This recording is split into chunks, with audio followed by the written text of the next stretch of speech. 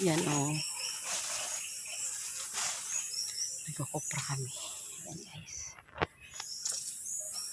Ito yung ng bagyo. Dinaanan.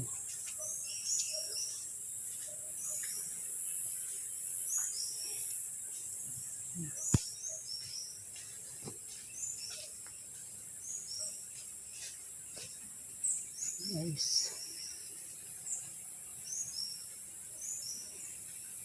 Puro nyo ganyan dyan hanggang taas. Doon.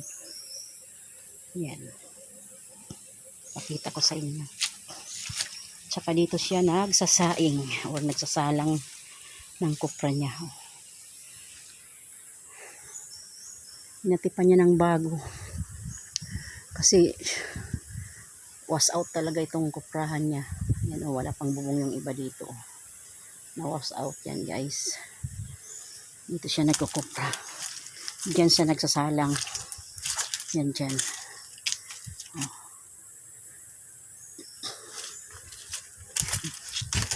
Doon naman yung tinataniman ng palay doon.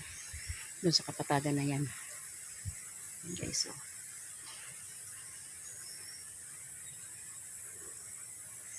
Medyo kunting sukal po kasi matagal na siya pumunta dito. Yung kakao ko, yung mga bunga na iba naglaglagan ng bagyo. Ngayon kunti na lang yung bunga, oh. Ilang piraso na lang.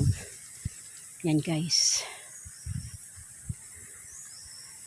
Oh, ang daming ibon doon sa palayan, oh.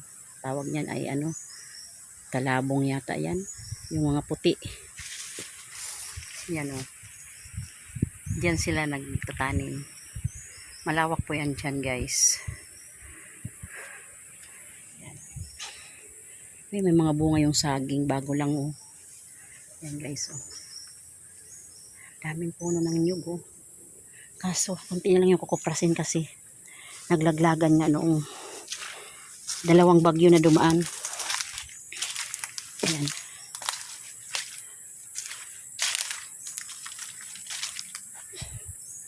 Yan guys, puntang bukid pa yan doon. Yung kinukuprahan ni mister ko. Yan.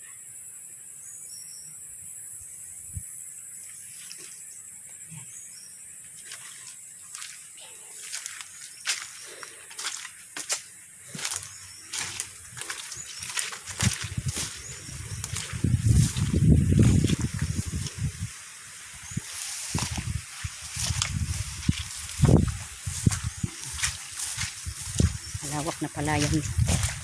Yan nagtatanim ng mister ko.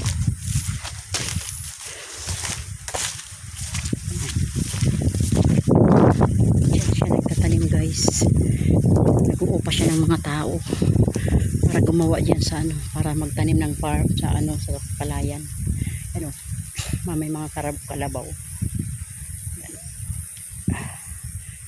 Ayan guys. Thank you for watching everyone. Thank you so much. Ayan. Ang lawak ng farm ng aming tinataniman po. Saging, nyug, palay, at saka iba-iba pang mga prutas. Yan. Thank you for watching everyone. Thank you so much.